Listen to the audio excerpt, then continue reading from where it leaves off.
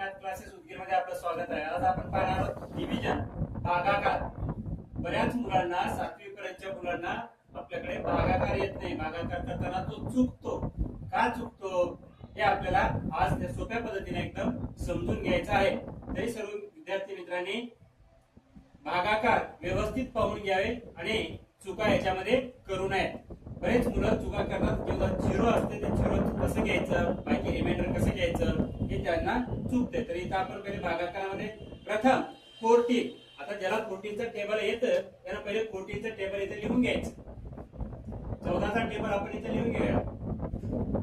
14 दुने 28, 14 दुने 42, 56, 70, 84, 98, 12 10, 26, 40. भागाकार करताना जर अडचण जात असेल तर प्रथम आपल्याला ज्याच्यानं भागायचे आहे 14 भागायचे आहे, 14चा टेबल पूर्ण लिहून घ्यायचं. आता इथं पहिल्याच्या 8ला भाग जातो का पाहायचं. 8ला भाग जर जात नसेल, एका संख्येला भाग जात नसेल तर दोन संख्या घ्यायच्या. दोन संख्या इथे 84, 84 आहे. 14च्या पाड्यामध्ये 84 आहे का बघायचं. 14 1 14, 17 28, 42, 44, 56, 14 5 70, 34 संग 84 आहे. आपण इथं 34 संग 84 इथं 6 घ्यायचं. 1 2 3 4 5 6, 34 संग 84. 14 6 जा 84 म्हणून इथं 6 घ्यायचं आणि हा 84 इथे घ्यायचं. 84 मधून 84 काढायचं. आता वरची जी संख्या शिल्लक आहे ती संख्या बाण मारून खाली घ्या. 5. आता 5 ला भाग जात नाही मग विद्यार्थी मुलं काय करतात, दुसरं लगे 8 खाली घेतात. 8 ला खाली घ्यायचं नाही. जेव्हा 5 ला भाग जात नाही तेव्हा 14 मोठी संख्या आहे, इथं 5 लहान आहे म्हणून भाग जात नसेल तर काय करायचं, 5 मधून 0 काढायचं. 5 घ्यायचं आणि हा 0 इथं वर द्यायचा. ही स्टेप बरेच विद्यार्थी आपण भागाकार करताना चुकतात, त्याच्यामुळे त्यांचा भागाकार चुकतो. तर आपल्याला इथं चुका करायच्या नाही.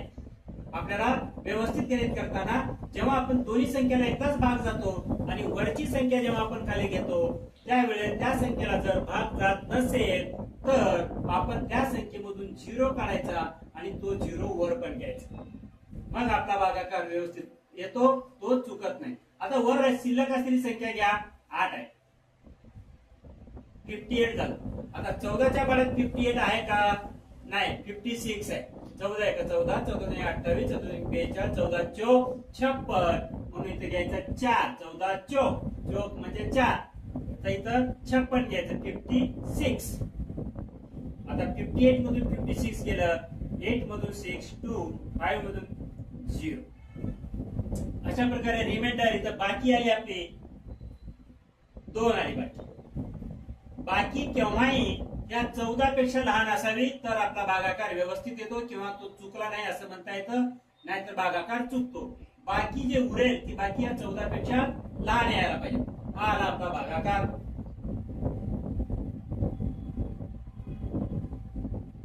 अशा प्रकारे व्यवस्थित भागाकार करायचा.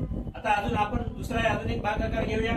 इथं मुलांनी चुकायला नाही पाहिजे, या 0च्या जागी चुकायला नाही पाहिजे. हा जर चुकलं, हा 0 न लिहिता मुलं काय करतात, डायरेक्ट 64 देतात.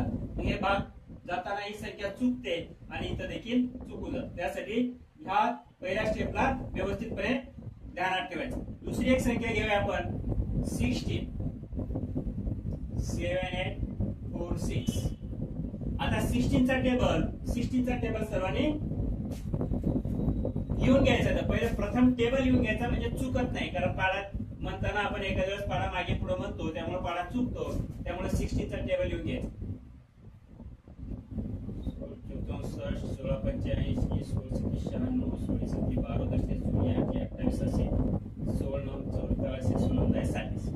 आता 16चा टेबल आपण इथे लिहून घेतलेला आहे. 16चा टेबल लिहून घेतला. ज्यांना इंग्लिश मधून टेबल येतं त्यांनी इंग्लिश मधून म्हणा, ज्यांना मराठीतून येतं त्यांना मराठीतून म्हणा, काही फरक पडत नाही. आता आपल्या इथे 16च्या याच्यामध्ये पहिले 7 ला भाग जात नाही म्हणून पहिल्याच्या दोन संख्या निवडायच्या.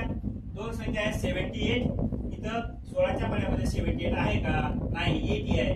80 मोठं होते म्हणून त्या खालची घ्यायचं 64. 16 1 16, 16 2 32, 16 3 48, 16 चौक 64 म्हणजे इथं 4 घ्यायचं, इथं 64 घ्यायचं.